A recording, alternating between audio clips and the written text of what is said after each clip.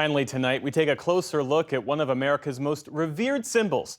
Despite centuries on the national seal and widespread assumption, the bald eagle has never officially been designated as the U.S. national bird. Our John Yang has this report on the effort to change that and why it matters. Along the Mississippi River, about 80 miles south of Minneapolis, a bald eagle glides high above the water, searching for prey. This area is home to more than 50 nesting pairs of bald eagles, one of the highest concentrations in the country. It's why tiny Wabasha, Minnesota is called the Eagle Capital of America. Who cannot love that big, massive beak, the bright plumage, the yellow feet, the black talons? It's just awe-inspiring. Scott Mehus is the education director at the recently renovated National Eagle Center in the heart of Wabasha. 15,000 square feet entirely dedicated to this stately creature. Everybody has a story. When we're here at the Eagle Center, they want to come and share that story. Ladies and gentlemen, it is People can learn all about the eagle, from its size, diet, and habitat to its central place in American history and culture. A trove of the center's eagle memorabilia was donated by retired real estate investor Preston Cook. I was asking an ornithologist friend of mine from Canada what he sees when he sees an eagle. And he says, I see an eagle. But when an American sees an eagle, we see something a little bit different. We see the freedom, the liberty, the independence, the power. We see all of those things in this bird that represents America so often. So they authenticated this. Cook is perhaps the world's foremost collector of eagle-related items. Obsession is probably a good word for what I've done.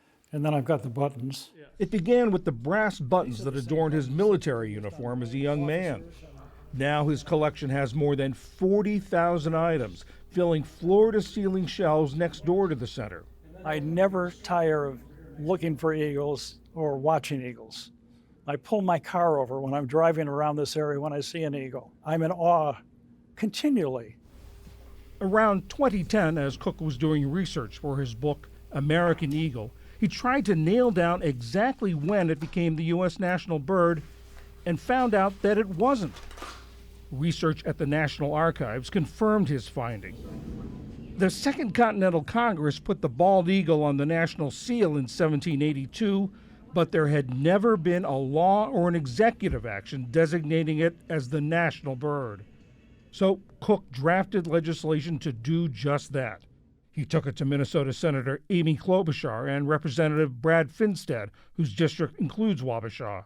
It does matter. It gives it a little higher status. This assumption has been with us for 240 some odd years. The Senate passed the bill without opposition. If it's approved by the lame duck House and President Biden signs it, the eagle would join the rose, America's national flower, the oak, the national tree, and the bison, the national mammal. The eagle has two wings. It has a left wing and it has a right wing, and it has a body middle. And so it really represents all Americans. The Eagle Center's Scott Mehus says it's important to keep educating America about its soon-to-be official bird. It's just an opportunity for people to be aware of this bird that still needs its recognition. I think that's the cool part, is that people are able to come here and to recognize that this little small town in Minnesota has that opportunity to do something major, really to set the world straight that the bald eagle, yes, is our nation's symbol, but it was not designated as our nation's bird. Until now. For the PBS NewsHour, I'm John Yang.